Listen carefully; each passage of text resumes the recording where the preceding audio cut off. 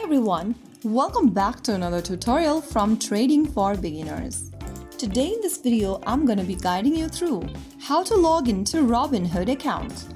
Whether you are checking your portfolio, making trades, or just exploring the platform, logging into Robinhood is secure and easy. First of all, launch open any web browser of your preference and in the URL box type in robinhood.com and search. You'll then end up in the official website for Robinhood. Go to the top right section and look for the login button and tap on it. You'll end up in the login screen of Robinhood.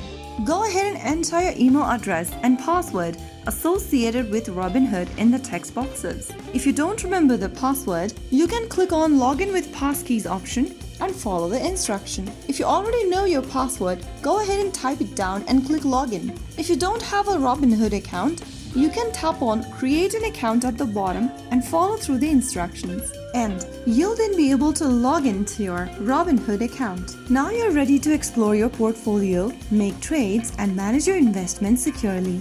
Just make sure that you go ahead and complete your sign up if you haven't yet, so that you can start investing with as little as $1. If you found the video helpful, don't forget to like, share, and subscribe to our channel. I will be back again in the next episode. Thank you for watching.